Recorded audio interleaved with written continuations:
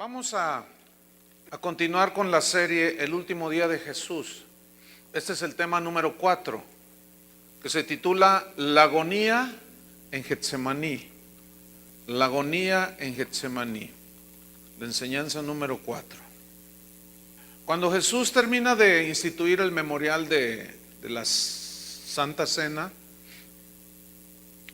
cantaron un himno, el Salmo 118. Después de cantar este salmo, salieron rumbo al huerto de Getsemaní y en ese trayecto, en algún momento, él oró la oración que Juan registra en el capítulo 17 que vimos anoche. Y después de esta oración, prácticamente salieron ya rumbo al aposento.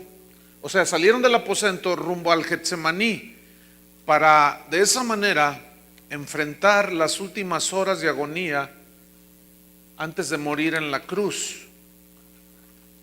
Sería un episodio tremendo, pero resulta que justamente en el camino al huerto, Jesús les dice unas palabras que son muy inquietantes para los discípulos. Y para nosotros también, porque no solo los inquietaron, sino más bien estas palabras que Jesús, ahorita vamos a leer en el Evangelio de Mateo, en el capítulo 26, si lo va buscando, más bien estas palabras de Jesús son unas palabras de advertencia hacia los 11 que le quedaban ahí. Pero esa misma lección nos enseña a nosotros, esa misma advertencia nos muestra a nosotros una enseñanza que el Señor quiere que nosotros asimilemos. En Mateo 26, en el versículo número 31,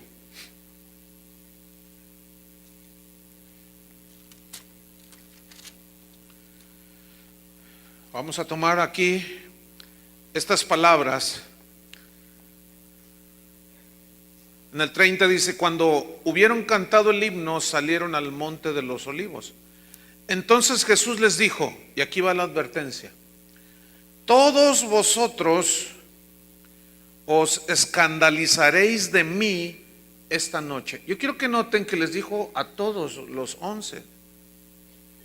Esta palabra escandalizarse significa tropezarán, ciertamente fallarán, sus sentimientos los van a traicionar, porque escrito está.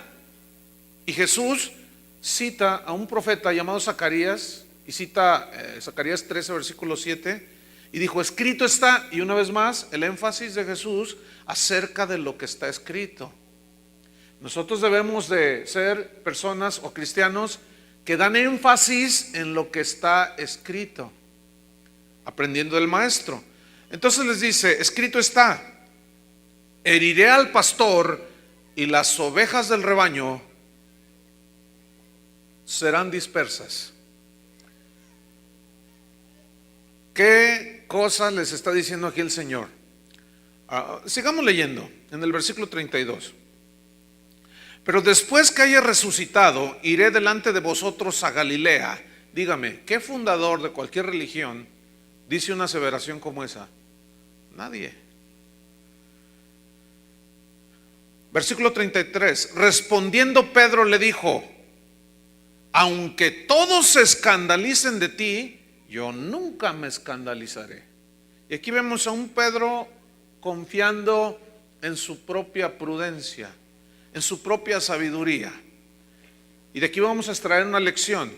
Versículo 34. Jesús le dijo: de cierto te digo que esta noche, antes que el gallo cante, me negarás 3 veces. Pedro le dijo: aunque me sea necesario morir contigo, no te negaré. Y todos los discípulos dijeron lo mismo. Yo creo que ninguno de los que estamos aquí, casi lo aseguro, nos hemos enfrentado con una prueba de tal magnitud como los 11 se enfrentaron. ¿Verdad que no? Sin embargo, aquí hay una lección profunda. Es sencilla, pero a la vez es profunda, que debemos aprender a no confiar en nosotros mismos. Ahora vamos a Lucas capítulo 22, versículo 31, y vamos a ver la misma historia. Es un pasaje paralelo. Vamos a ver la misma historia porque trae otros elementos ahí interesantes. Y deje una señal ahí en Mateo 26 y vamos a Lucas 22 en el versículo 31. Lucas 22, 31. Me gusta cuando se escuchan el movimiento de las Biblias, así de las hojas. Por eso no ponemos la letra en la pantalla, porque si así no la leen, menos si aparecen los versículos en la pantalla. Ahora les queremos facilitar todo a los cristianos. Una vez alguien me dijo, ustedes aquí están muy atrasados. Le dije, pues es que somos tercermundistas, fíjate. ¿Y por qué atrasados? No, que no sabe, pastor, que hay Biblias electrónicas donde usted puede. Le dije, no seas flojo, trae tu Biblia y ábrela. A mí me gusta, por eso no las ponemos ahí. Es que no venga a decirme que estamos en el tercer mundo. Bien. Lucas 22, versículo 31, dice, dijo también el Señor, Simón, Simón, he aquí Satanás os ha pedido para zarandearos como a trigo. Fíjense aquí, el vocablo o la palabrita esta, Satanás os ha pedido, viene del griego humás, y humás es plural. Cuando tomamos más tiempo para escudriñar la escritura, podemos descubrir cosas más profundas, obviamente, o detalles que se nos pasan. Yo le confieso que siempre había entendido que solo a Pedro le dijo que Satanás lo había pedido para zarandearlo, pero no solo a Pedro, porque el vocablo griego, humás, nos habla de vosotros. Entonces, a todos los discípulos, Satanás le pidió permiso a Jesús para zarandearlos como a trigo. Ahora, esta palabra zarandear significa aventar el trigo hacia arriba, porque esa era la costumbre que ellos tenían para limpiar el trigo, separar los granos del trigo de la paja. Aprovechaban los vientos, entonces ellos sacudían, golpeaban en el suelo y luego tiraban, lanzaban al aire las espigas, entonces la paja volaba y caía el grano, entonces ya lo recogían. Y la paja es todo aquello que se quema, que no nos sirve. Y la paja aquí simboliza todo aquello que nos estorba. Y el orgullo estaba estorbando la vida de los discípulos. La autosuficiencia estaba estorbando la vida de los discípulos. Por eso el Señor permite que a veces seamos zarandeados, para despojarnos de la paja que el Señor no desea. Él quiere el grano. Por eso le pide y el Señor le da permiso. Eso es lo tremendo, ¿no? Que el Señor le da permiso. No, sí, necesito separar el trigo, el grano de la paja. Entonces te doy permiso que les zarandees. ¿Por qué? Porque a los hijos de Dios todas las cosas les ayudan para bien. Así es que lo queramos o no, el Señor en ocasiones va a permitir que seamos ¿qué? Zarandeados. Entonces es plural. Y quiero corregir eso. Entonces les dice, versículo 32, pero, y ese pero sí vale, fíjese. Pero yo he rogado por ti, he ahí el cuidado.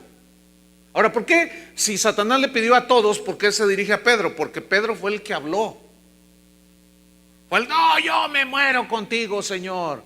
Y por eso le dijo a él, pero todos estaban oyendo y todos entendieron por el vocablo que ya expliqué, que les estaba diciendo a todos.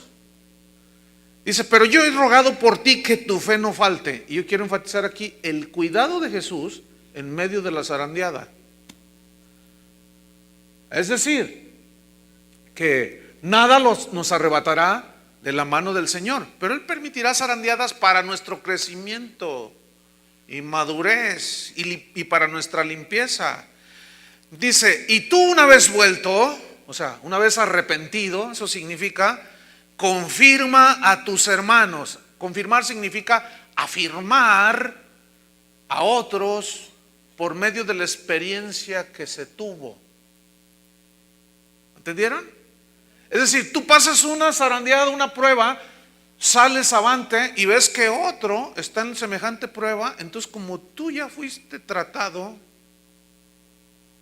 ya sabes que el Señor fortalece, entonces tú vas y afirmas y confirmas al zarandeado.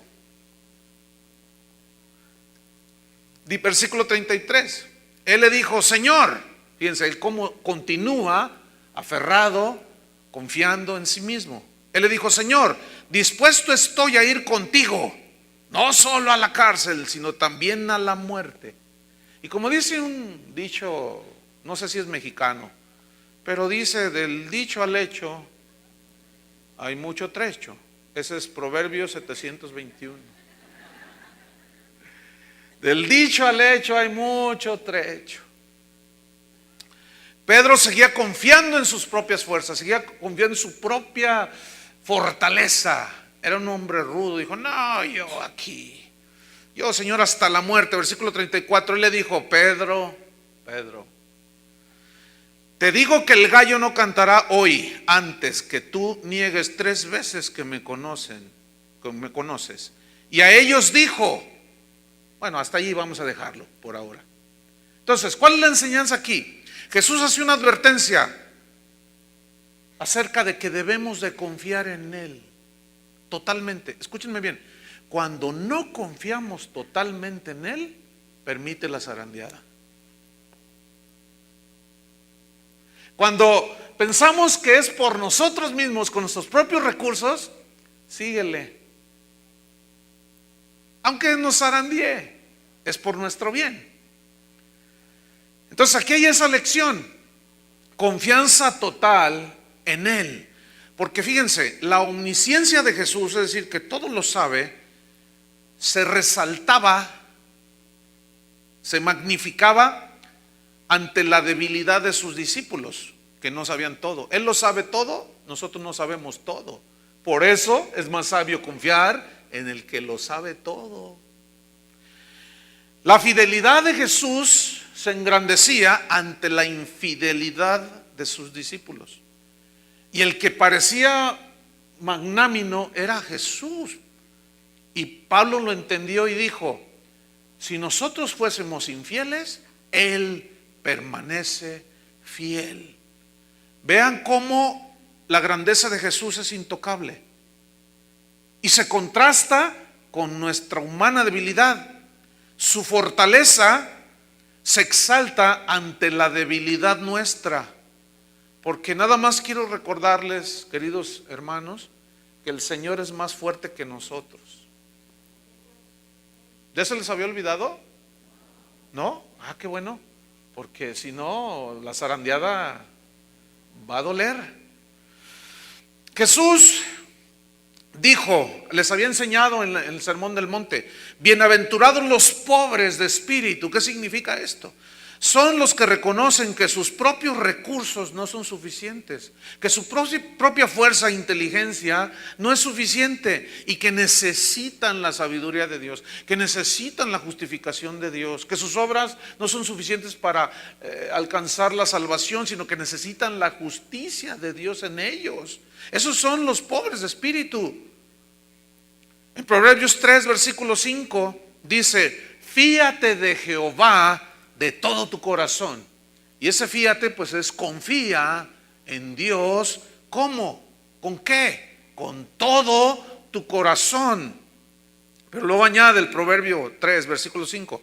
Y no te apoyes, no te agarres, no descanses en tu propia prudencia. Y prudencia viene del hebreo biná, que significa entendimiento. Entonces, no te apoyes en tu propio entendimiento. No te apoyes, significa también vida, inteligencia. No te apoyes en tu propia inteligencia, porque recordemos que no se nos olvide, Dios es súper, no se puede comparar. Él es muchísimo más inteligente que nosotros. Biná significa también sabiduría. En otras palabras, no te confíes, no te apoyes en tu propia sabiduría.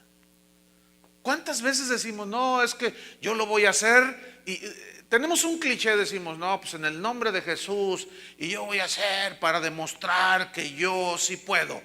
¿A quién le vas a demostrar que tú sí puedes? ¿A Dios? Ay, se va a maravillar Dios. Va a decir, ay, estoy apantallado. Estoy maravillado de ver que este sí pudo con él mismo. Hermano, es imposible. Fíjate lo que decía San Pablo en 2 Corintios. Abran su Biblia allí. 2 Corintios 12:8.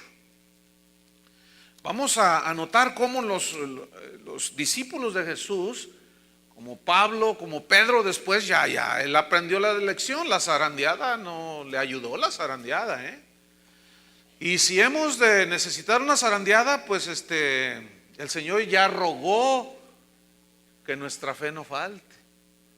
Amén. Así es que algunos tal vez lloraremos, pero va a ser para bien. 2 Corintios 12, versículo 9. Acuérdense que él le había sido dado un aguijón que lo tenía ahí tirado. Entonces él había rogado en el versículo 8 3 veces que lo quitara el Señor, pero en el 9 dice, pero me ha dicho el Señor, bástate mi gracia, porque mi poder o dunamis en el griego, mi poder se perfecciona en la debilidad. Fíjate, se perfecciona, esa palabra significa obrar. Es decir, mi poder obra, el poder de Dios obra en la debilidad. Eso dice, ¿verdad? Y debilidad viene del griego atseneia. Y este vocablo, atseneia, que se tradujo debilidad, significa fragilidad humana, obviamente. Entonces, ¿qué hace el poder de Dios? ¿Cómo es que el poder de Dios se perfecciona? Es decir, ¿obra el poder de Dios? ¿Cómo es que el poder de Dios se complementa en mi fragilidad humana? ¿Cómo es que se complementa o que obra? Cuando yo no confío en mis propias fuerzas. Cuando no confío en mis propios recursos. Cuando no confío en mi propia inteligencia. Cuando no confío en mi propia sabiduría. Es cuando el poder de Dios obra en esa debilidad nuestra. Sigo leyendo. Por tanto, decía Pablo, él lo entendía y eso es lo que debemos entender. Por lo cual, por esta razón, de buena gana me gloriaré. Esta palabra me gloriaré significa jactarse en el griego. Me jactaré de que soy débil. Fíjense qué impresionante. De buena gana me gloriaré más bien en mis fragilidades humanas, en mi falta de recursos. Es decir, me gloriaré, me gozaré de que no soy autosuficiente. Me gozaré, me alegraré de que no soy muy inteligente. Me gloriaré en que mis recursos son tan limitados. ¡Qué bueno que soy limitado! Eso es lo que está diciendo Pablo. Parece una paradoja, ¿no?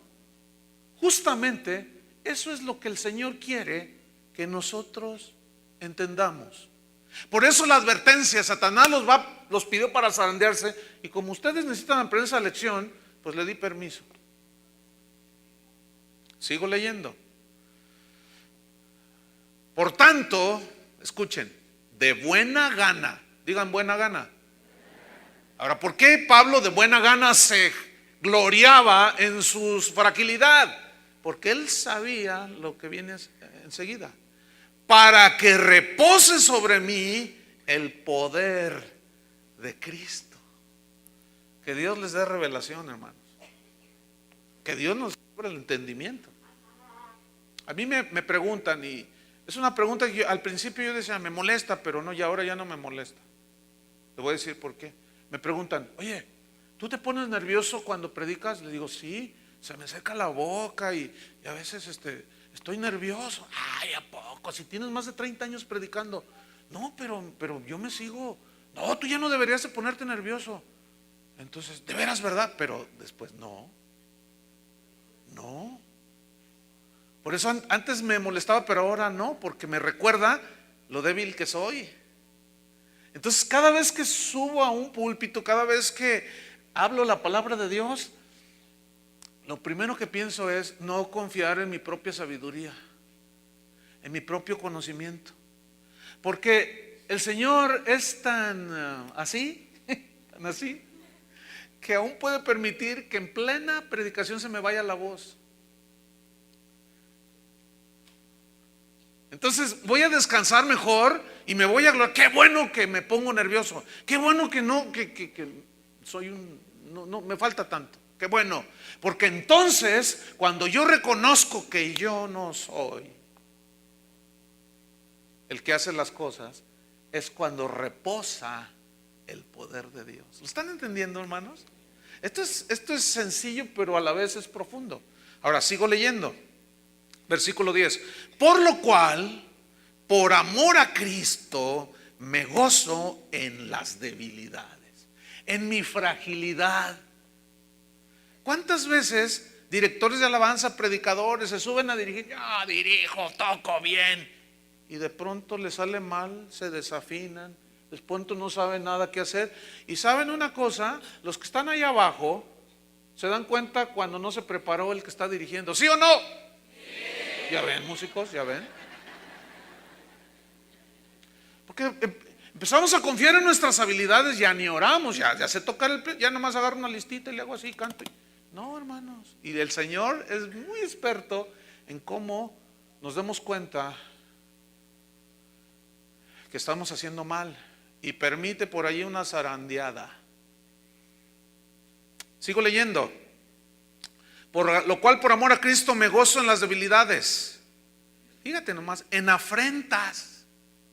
O sea, cuando lo afrentaban a Pablo, ¿por qué se gozaba?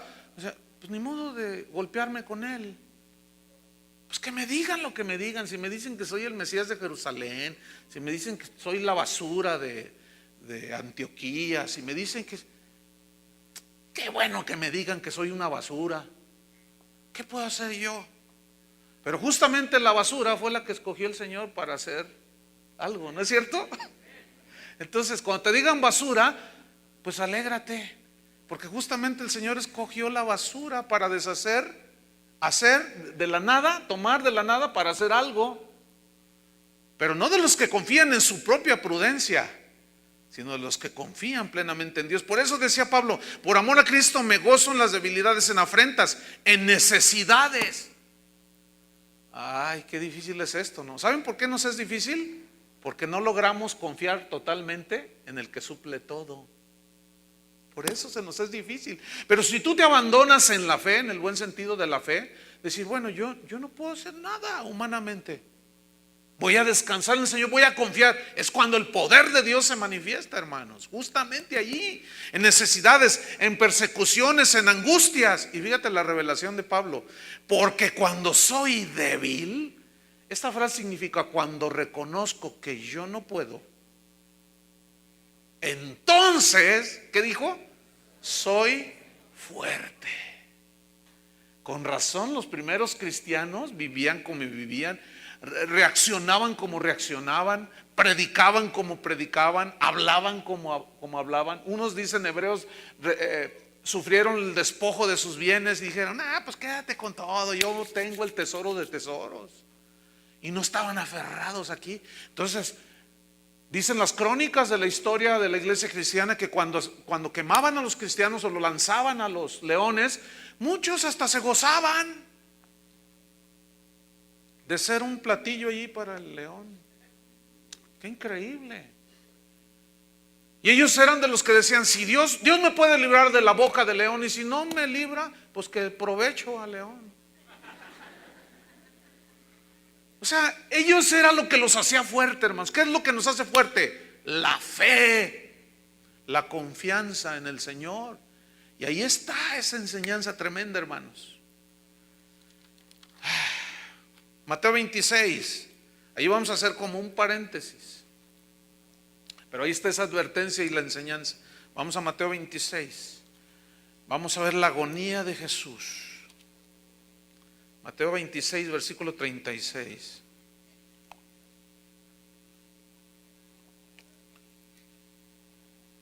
Después de que les da esta advertencia, dice en el versículo 36, entonces llegó Jesús con ellos a un lugar que se llama Getsemaní. Y dijo a sus discípulos, sentaos aquí entre tanto que voy ahí y oro. Getsemaní era un huerto. Ese huerto todavía existe, fíjense. Inclusive se dice, se asegura, y con razón, porque los olivos son árboles muy longevos, o sea, duran muchos años. Entonces, actualmente existen todavía algunos olivos que se calcula que tienen más de 2000 años de existencia, que fueron testigos mudos de la agonía de Jesús. Pero el vocablo Getsemaní es de origen arameo, y este vocablo significa prensa de aceite. Es decir, que era el mecanismo que usaban para triturar las aceitunas y de ahí extraer el aceite. Por eso Getsemaní, que era un huerto, allí mismo tenían los implementos y prensaban las aceitunas para extraer el aceite. Y esto habla de la agonía de Jesús. Fíjense qué interesante. Justamente allí Jesús se reunía a menudo con sus discípulos. Y este nombre, bueno, tiene mucho sentido porque Jesús sabía que iba a ser triturado, azotado, molido por nuestros pecados. Y fíjense, justamente de allí, de ese moler las aceitunas, sale el aceite de oliva que se usaba en aquellos tiempos para ungir a los reyes, a los sacerdotes y a los profetas. Era también un símbolo del Espíritu Santo. Era también un símbolo cuando ungían a los enfermos con aceite. O sea, sale algo bueno. Y de ese momento de agonía iba a producir la vida eterna. Qué increíble, ¿no? Entonces, Jesús, sabiendo este significado y todo, pues la verdad tiene mucho sentido aquí. Y yo quiero decirles que este pasaje, hermanos, es uno de los pasajes más conmovedores de las Escrituras. Es uno de los pasajes inclusive más misteriosos en la Biblia. ¿Por qué misteriosos? Voy a tratar de explicar, que Dios nos ayude a explicar y otros a entender. Mire, es misterioso porque justamente aquí en este pasaje podemos ver al Jesús divino mostrando toda su humanidad. Ahí está. Jesús mostró a través de sus 33 años de vida que era totalmente humano. Y hay unas paradojas en la vida de Jesús que nos enseñan cómo Él, siendo el eterno Hijo de Dios, se despojó a sí mismo, no de su divinidad, sino de su posición, y tomó forma de hombre, dice Pablo a los filipenses. Y mostrando toda su humanidad, se fatigó. Llegó cansado y se sentó junto al pozo y habló con una mujer en Samaria, ¿se acuerdan? El que se fatigó, paradójicamente, había dicho: venid a mí todos los que estáis trabajados y cansados. O sea, el Dios incansable en su humanidad se cansó. El Dios que no tiene ninguna necesidad en su humanidad tuvo hambre. Sin embargo, Él es el pan de la vida. Qué paradojas, ¿no? Tuvo sed. Y Él es el que nos dijo: el que tenga sed, venga y beba gratuitamente. Él es el que sacia nuestra sed. Y sin embargo, el Dios todopoderoso, que no tiene ninguna necesidad, en su humanidad manifestó sed. Qué increíble. Ese Dios que es un Dios lleno de gozo, de alegría, que nada no lo conmueve, sino nada altera esa paz, porque es el Dios de la paz. Ese gozo, porque es el Dios del gozo. Nada altera el estado de ánimo de Dios. Pero en su humanidad, Jesús lloró sobre Jerusalén. Lloró ante la tumba de Lázaro.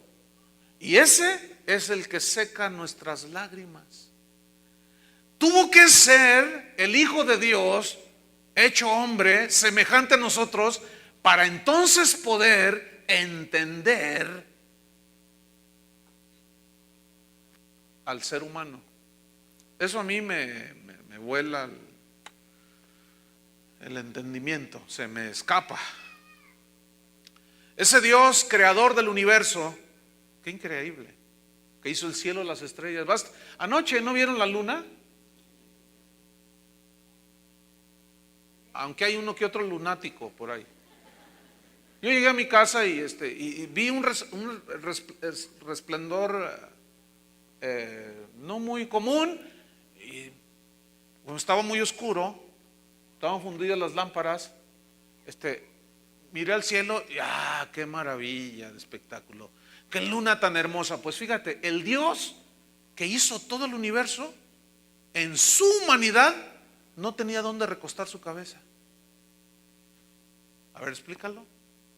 Sin embargo, es el que suple todas nuestras necesidades y nos da un techo donde vivir. ¿Cuántos tienen un techo donde vivir? Aunque sea de cartón. Maravilloso.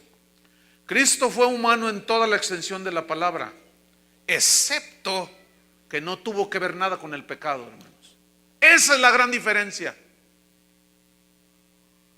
entre Jesús y cualquier otro maestro religioso, cualquier otro guía espiritual. Esa es la gran diferencia.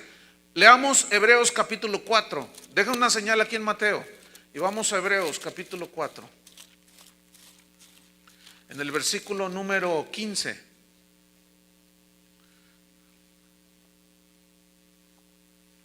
Pongan atención, hijos de Dios, porque esto es hermoso para nosotros. Por tanto, voy al 14. Teniendo un gran sacerdote que traspasó los cielos, Jesús el Hijo de Dios, retengamos nuestra profesión o nuestra confesión. Versículo 15. Porque no tenemos un sumo sacerdote que no pueda compadecerse de nuestras debilidades. Es la misma palabra, atseneia.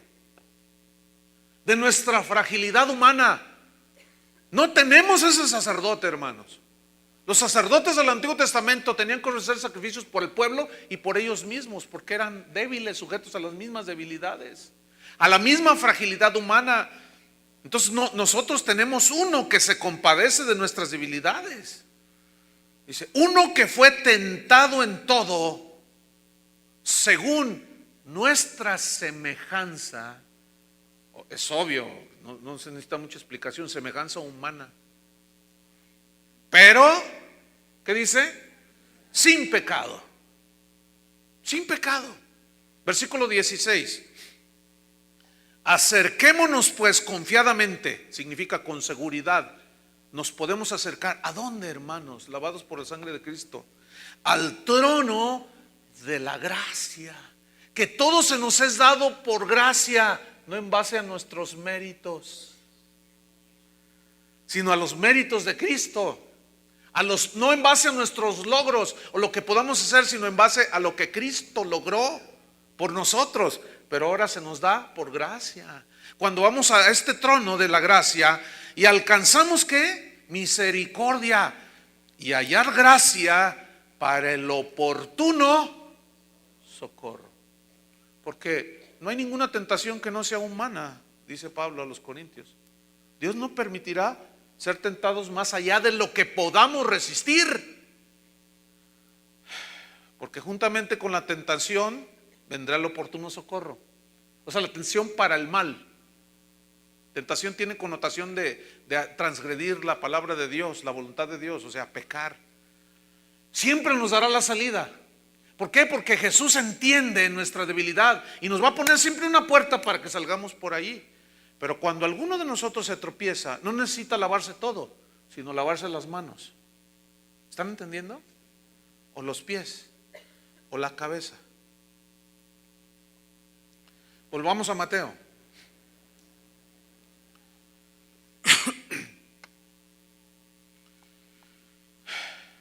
Dice el versículo 37 del capítulo 26 de Mateo.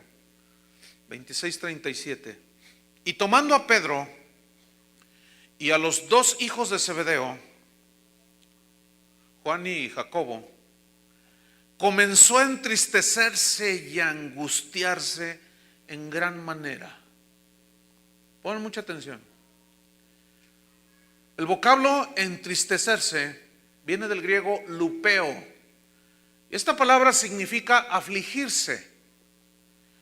Pero esta aflicción habla de un padecimiento profundo en la humanidad, o sea, en corporal, pero también era psicológico y era espiritual. O sea, como Dios en su naturaleza divina, Él no tenía ninguna alteración. Pero en su humanidad, Él comenzó a afligirse en gran manera. Su ser, su cuerpo, su alma comenzó a sufrir. Porque dice que comenzó a entristecerse y a angustiarse en gran manera. Esa frase en gran manera habla de una profundidad. Algo profundo, una profunda aflicción y angustia. Esta palabra angustiarse viene del griego ademoneo, que significa sufrir en la mente. Había un sufrimiento psicológico, mental, moral en la mente humana de Jesús. A ver si alcanza a captar la división entre la divinidad de Jesús y su humanidad. Cuando Él caminó sobre las aguas, ¿cómo lo hizo? Como hombre, mostró su divinidad. Cuando se sentó cansado del camino, ¿qué estaba demostrando? Su humanidad. Cuando multiplicó los peces y los panes, ¿qué estaba demostrando? Su divinidad. Cuando se estaba angustiando en gran manera, ¿qué estaba demostrando? Su humanidad. Entonces esta palabra, ademoneo, significa sufrir en la mente. Habla de una sensación sumamente angustiante moral, que a la vez produce una serie de consecuencias que los médicos ahora hablan de enfermedades psicosomáticas. Es decir, que son presiones mentales, psicológicas, pero que se manifiestan con dolores corporales. Es así como la gente dice: ay, me duele mucho la cabeza, tengo esto, me duele acá. Y concretamente habla de que este dolor, esta angustia, producía un dolor abdominal severo, como una presión. Entonces la persona que está así va con el médico y el médico le pregunta: ¿qué siente? Dígame. Entonces, no, pues siento así, me duele aquí, me duele acá. Entonces te empieza a hacer todo la revisión y te dice: no, ¿sabe una cosa? Usted no tiene nada. Usted está estresado, dicen ahora. Estrés significa presión. Usted está presionado por algo. A eso alude. Entonces él comenzó a sentir esos dolores en su humanidad. Escuchen. Pero había más. Era un dolor físico que no solo provocaba ese tipo de dolor, sino provocaba un mareos, provocaba ansiedad. Y la ansiedad es una agitación que a la vez produce una tensión emocional muy fuerte. Fíjese lo que viene en el versículo 38. Entonces Jesús les dijo: mi alma está muy triste hasta la muerte. Quedaos aquí y velad conmigo. Mi alma está muy triste. El alma es donde están albergados todos los sentimientos, el entendimiento, la voluntad, etcétera. Y él dice que su alma estaba muy triste, y esta frase, muy triste, viene del griego perilupos, que significa afligirse totalmente. Es decir, Jesús estaba intensa y profundamente triste. Escuche bien, intensa y profundamente triste. Y comenzó a sentir dolores en su vientre, en su espalda, en su cabeza, tal vez la sentía explotar. Sentía morirse, dice, hasta la muerte. La Nueva Versión Internacional traduce este versículo de la siguiente manera: les dijo a sus discípulos: es tal la angustia que me invade que siento morirme. No sé si alguno de ustedes alguna vez haya sentido este tipo de experiencia. La versión Dios habla hoy lo traduce de esta manera: tengo una tristeza de muerte. Y en esa profunda tristeza y dolor les dice: velad conmigo, apóyenme en oración. ¿Y qué hicieron los discípulos? Se durmieron. Miren, seguramente ellos querían, pero estaban cansados. Había sido toda una noche, todo un día de preparar la Pascua, de decir me van a traicionar. Emocionalmente también ellos estaban muy cargados. Emocionalmente también estaban ellos angustiados y tristes. Y luego les dice: me van a matar. Por eso Pedro, en esa angustia, regañó al Señor y dice: que no te acontezca esto. Y todavía más le dice: quítate delante de mí, Satanás. O sea, también hay que entender que nosotros como seres humanos, cuando estamos bajo presión, somos débiles, hermano. Por eso debemos de ir aprendiendo poco a poco a confiar en el Señor en medio de la presión. Ahora, ¿por qué Jesús tuvo que sufrir esto? Para identificarse con nosotros, para que ahora, como sus hijos, Él nos dé la salida, la ayuda, nos tienda la mano, si confiamos en Él. Si no, usted se va a quedar hundido. ¿Por qué mucha gente se suicida?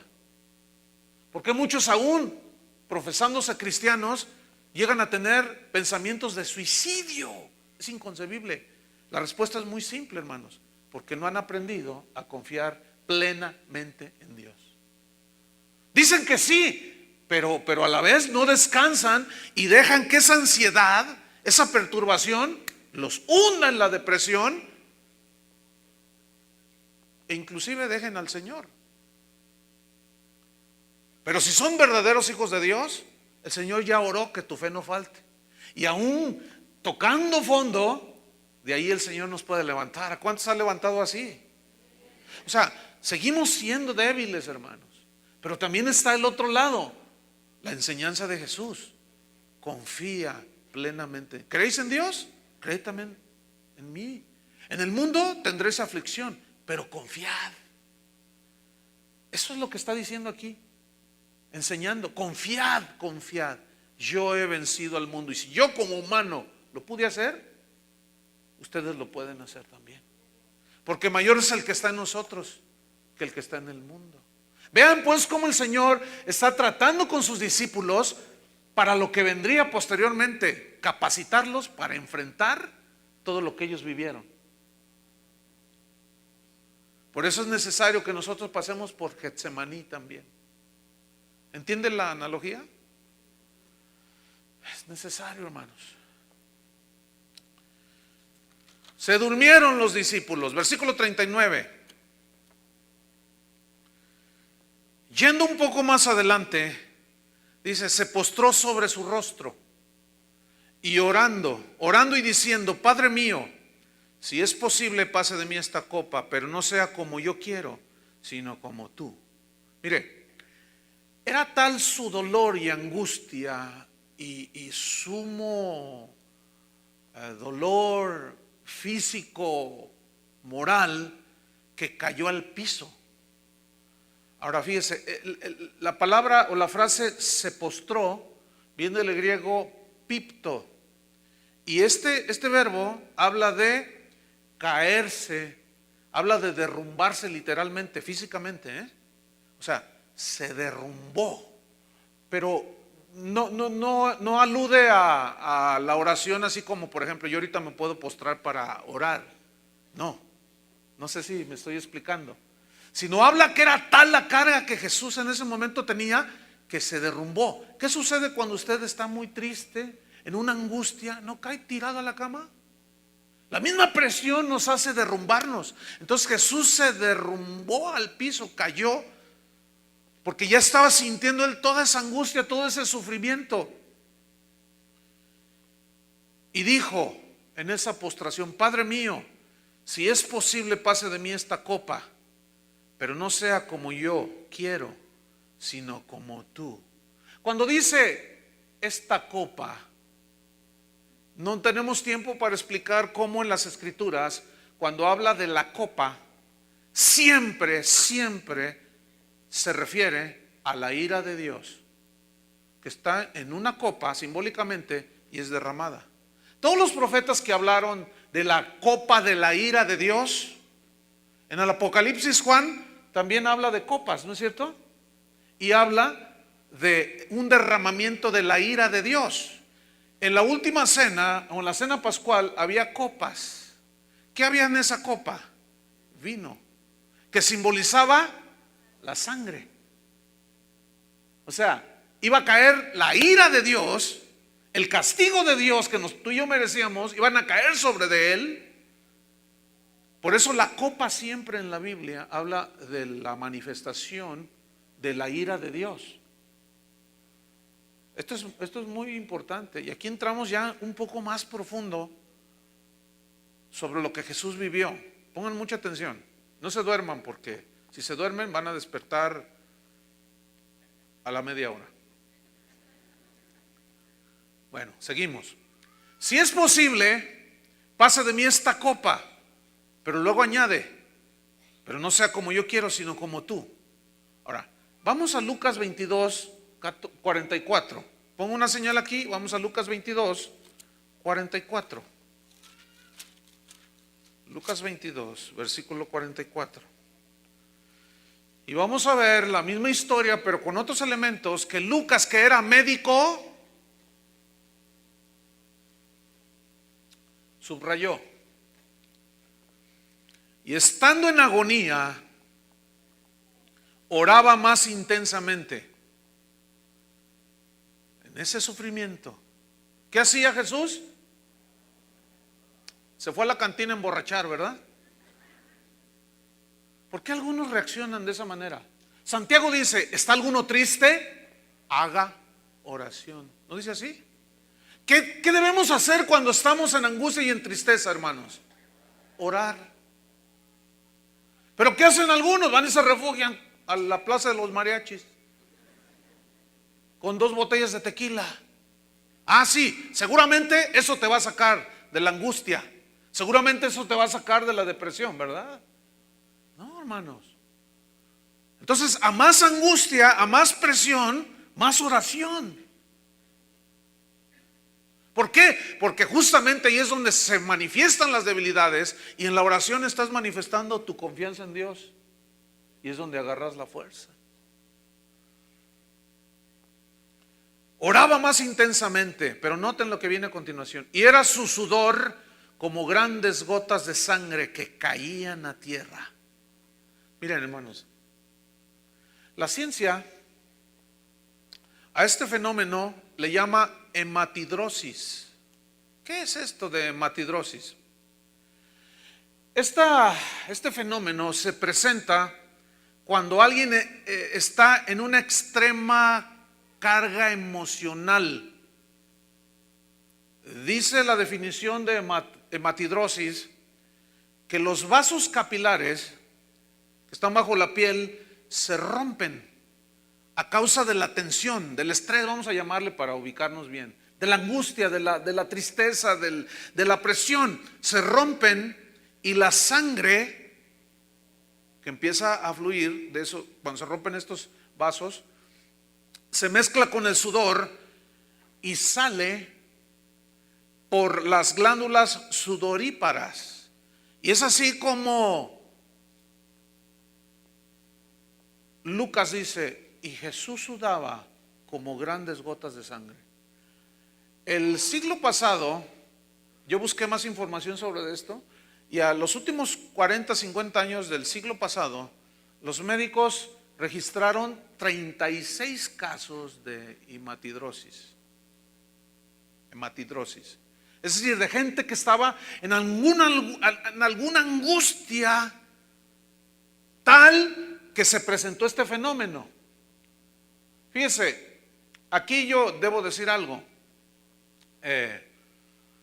Por un buen tiempo, yo en lo personal creía que ese versículo, sudaba como grandes gotas de sangre, era para enfatizar el sufrimiento de Jesús, pero que no era literal, porque dentro de las expresiones bíblicas y del lenguaje común hay una figura retórica que se llama símil, y el símil es una comparación de algo con una cosa, y se distingue por la palabra como, es decir, es como decir, soy como el agua cuando se escurre, estoy así, como la misericordia, como el cielo es más alto que la tierra, como el cielo, así engrandeció el Señor su misericordia. Es decir, es una comparación para evidenciar algo. ¿Me expliqué? Bien, eso se llama un símil. Y por años yo pensaba que era un símil, pero siempre debemos tratar de ir un poco más profundo e investigando. Y bueno, lo único que me sucedió fue que me metí un poco más al texto, hice una exégesis, se llama, un escudriñar más profundo, y me di cuenta de que estaba en un error. No era un símil, no era una expresión retórica, era, escúcheme bien, literal. La prueba es que la ciencia ya lo tiene documentado. Entonces, lo más seguro es que ese fenómeno Jesús lo vivió, lo cual prueba de su profundísima agonía que él estaba sintiendo en ese momento. Y aquí a mí me surgieron unas preguntas. ¿Por qué sintió Jesús esta agonía? ¿Por qué? ¿Cuál es la razón de haberse angustiado y entristecido tanto? ¿Acaso Jesús temía al dolor físico?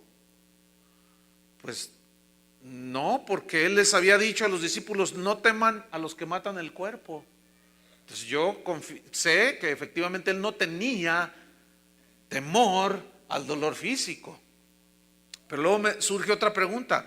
¿Acaso Jesús temía a la muerte? No, tampoco, porque él mismo dijo, para he llegado a esta hora. Y Pablo mismo dice, para mí el vivir es Cristo y el morir me es ganancia.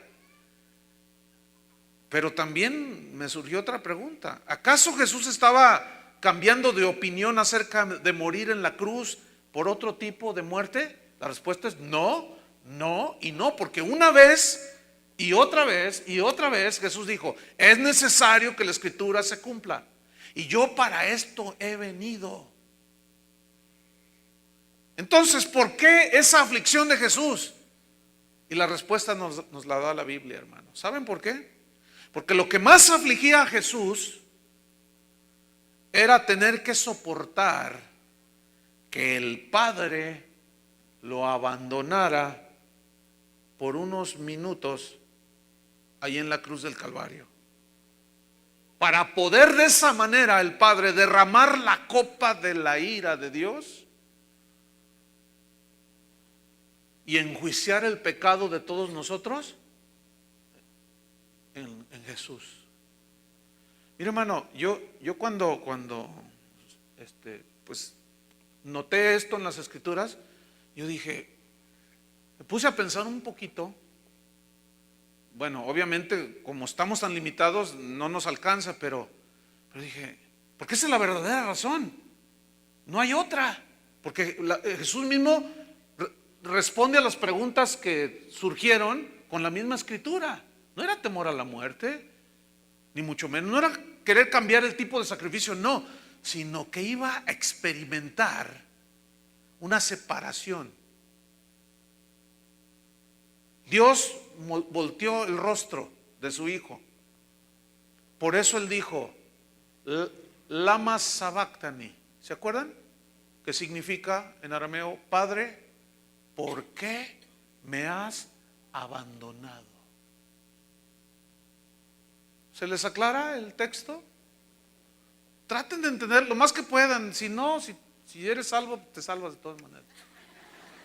Porque esto es solo viene por revelación. Porque algunos están así, están fundidos algunos de ustedes. Están así. Y se les ve la muela con caries. Cierran la boca un poco. No, yo también me quedo igual. Oiga, pues es que es la única respuesta que yo puedo encontrar en la Biblia. ¿Por qué? Porque, entonces, bueno, la reflexión era esta.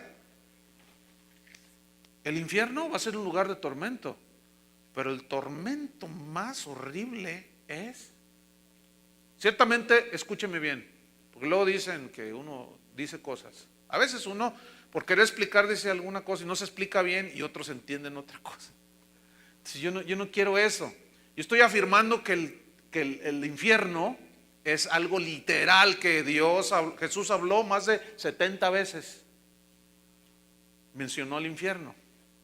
Pero la peor tortura es, ¿qué creen? Estar alejado de la presencia de Dios. Como lo contrario es toda la alegría. ¿Entienden? Estar por toda la eternidad en el gozo completo de mirar cara a cara a nuestro Dios en aquel día.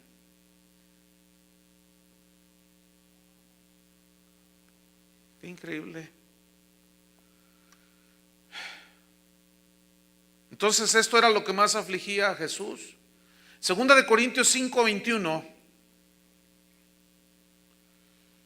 Pablo dijo lo siguiente. Segunda de Corintios 5:21. Imagínate, en la oración de Jesús, en el capítulo 17 de Juan, mientras buscan Segunda de Corintios, que estudiamos anoche, Juan 17, glorifícame con la gloria que tuve contigo antes de que el mundo fuese, antes cuando yo vine, que dejé allá. O sea, yo quiero estar otra vez. Ahorita estaba limitado a un cuerpo humano, pero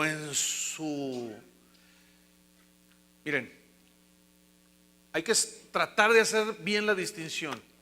El pecado de nosotros lo llevó en su cuerpo. De esto voy a hablar el fin de semana, de Isaías 53. El pecado de nosotros, ¿dónde lo llevó? En su cuerpo, no en su ser espiritual. Su divinidad quedó totalmente intacta. ¿Está entendiendo? Esa no fue alterada. Cuando Jesús dijo, ¿por qué me has abandonado? Ese clamor fue de la humanidad de Jesús, porque resulta que el cuerpo humano siente.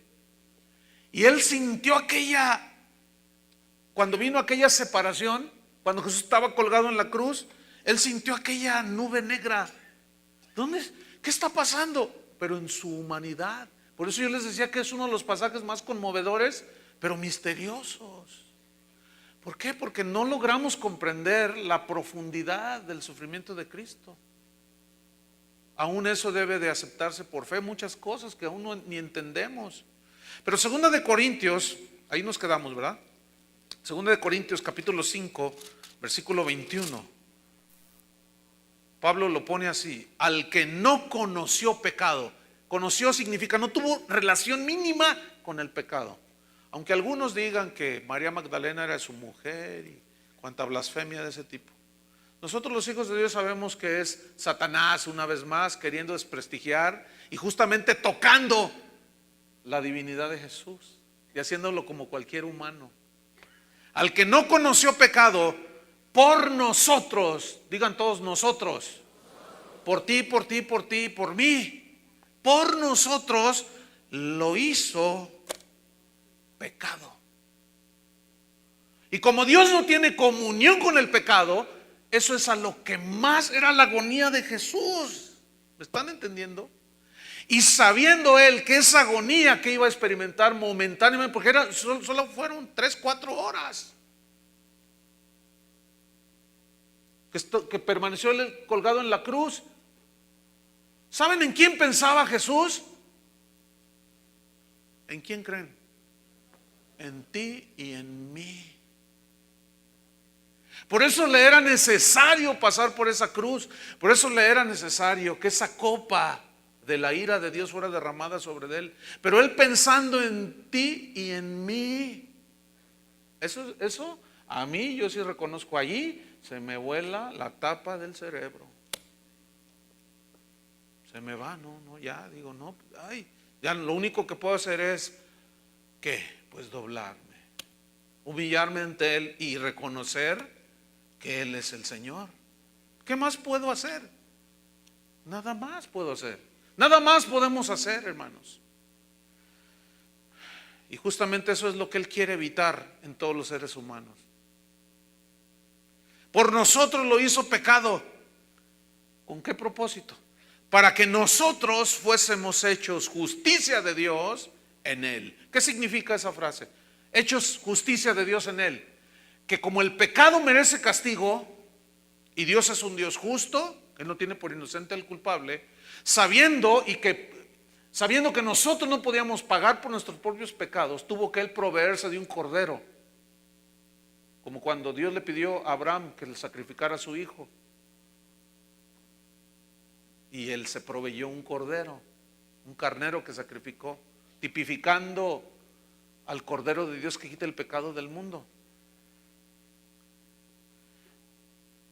Entonces, como el pecado merece castigo y Dios nos amó tanto que envió a su hijo en nuestro lugar para recibir el castigo que tú y yo merecíamos.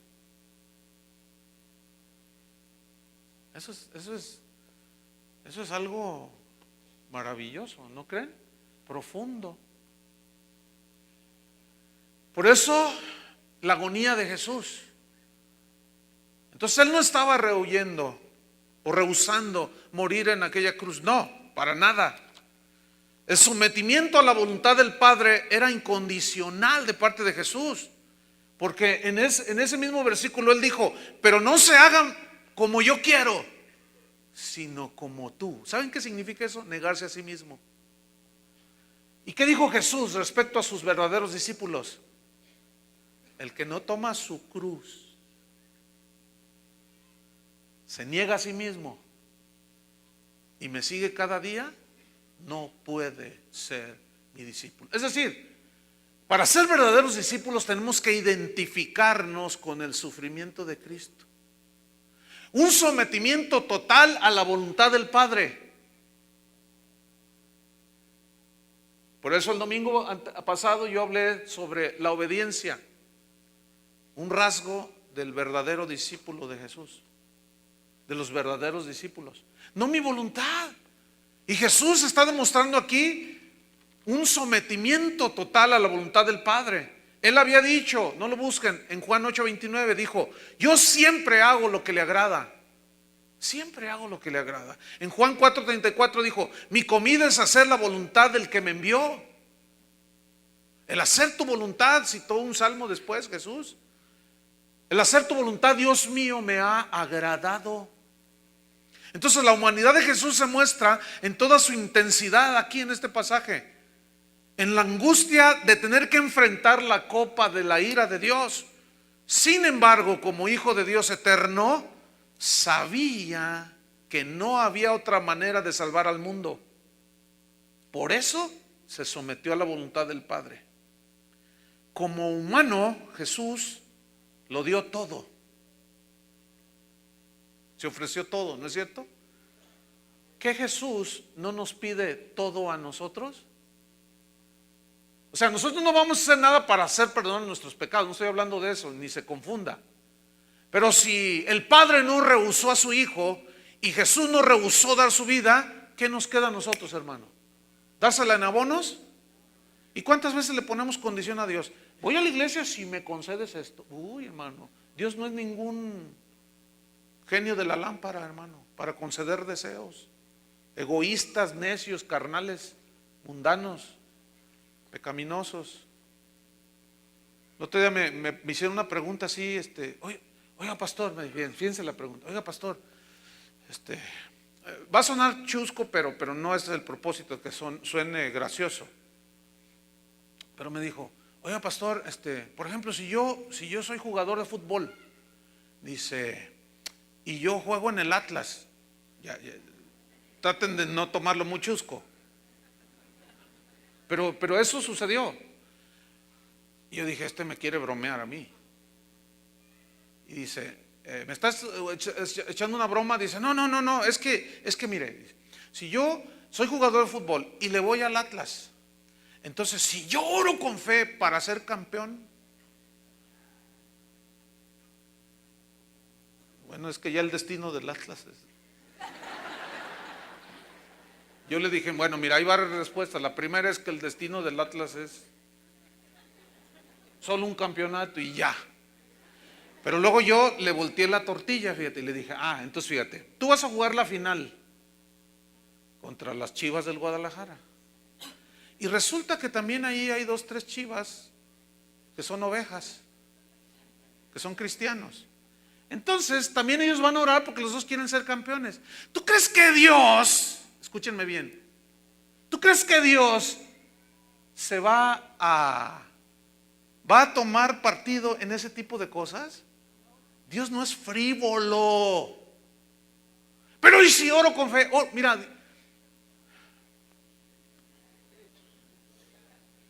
y así existe de frivolidad dentro del cristianismo, hermanos. ¿Tú crees que el Señor, a ver quién tiene más fe, el del Atlas o el de las Chivas? No sean frívolos, hermanos. No seamos frívolos, porque Dios no es frívolo. Y el cristianismo de hoy es una frivolidad espantosa, vergonzosa, que, escúchenme bien, agrede, ofende todo lo que Cristo hizo. Y les voy a decir más, eso es tentar a Dios. Y les voy a decir más, eso es burlarse de lo que Jesús hizo aquel último día de su vida.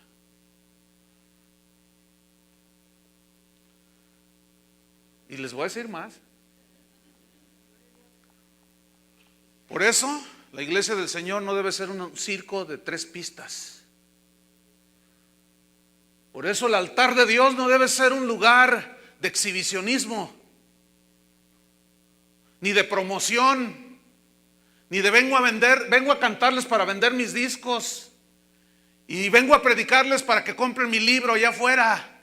Ese no es el altar de Dios, hermanos. Ese es un mercado. Y el Señor echó de su casa a todos esos mercaderes. Por eso yo me ofendo cuando veo una cosa así.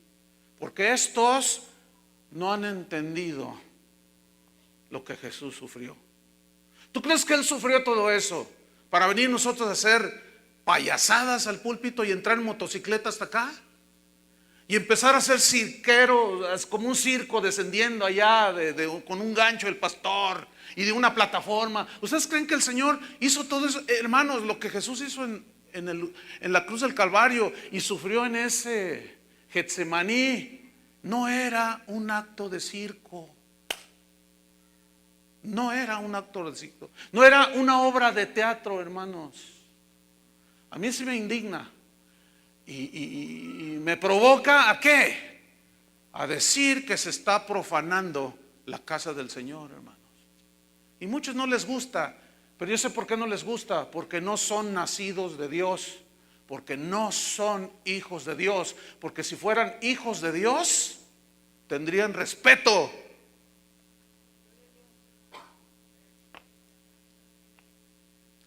Tendrían respeto por la casa de Dios.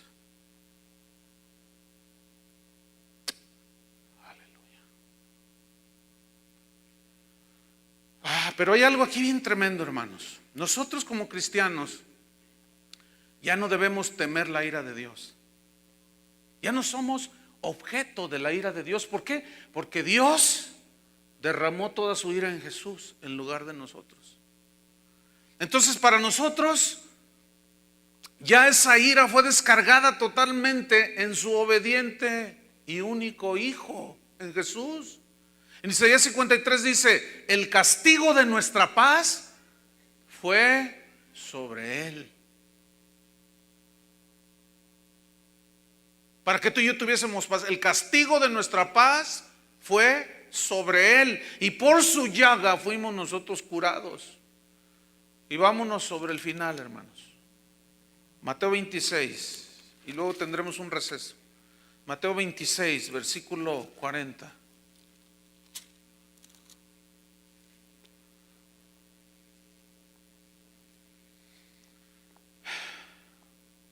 Vino luego a sus discípulos y los halló durmiendo. Ahí está la debilidad del hombre mostrándose. Lo dejaron solo. Y dijo a Pedro: así que no habéis podido velar conmigo una hora. Era un reclamo ciertamente, pero también había una enseñanza, y en esa enseñanza y reclamo también se estaba manifestando la misericordia de Dios, porque él había orado previamente por él. Versículo 41: velad y orad para que no entréis en tentación. El espíritu, la verdad, está dispuesto, pero la carne es frágil. Por eso no debemos de confiar en la carne.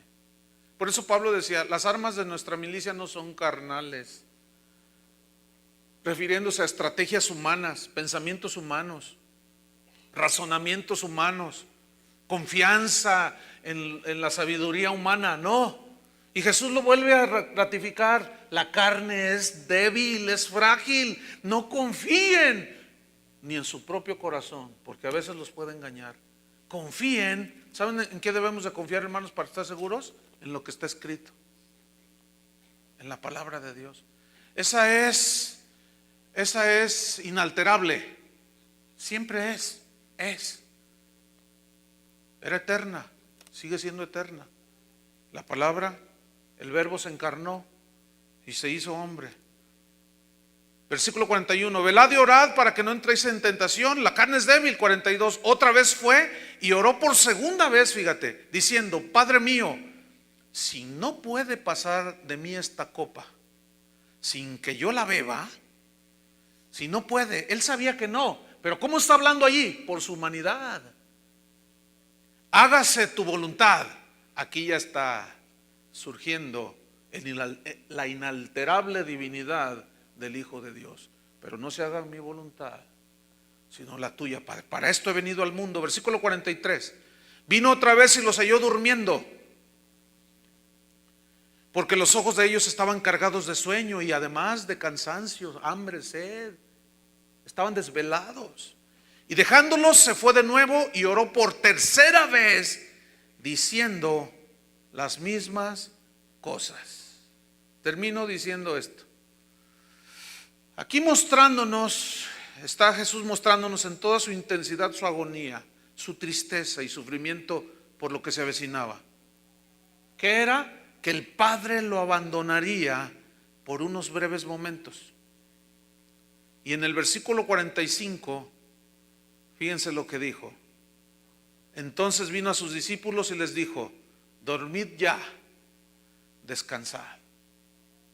He aquí, ha llegado la hora y el Hijo del Hombre es entregado en manos de pecadores. ¿Qué dijo Jesús? La hora ha llegado. Y en eso se oye un tumulto. Era Judas liderando a todos aquellos. Se había vendido por 30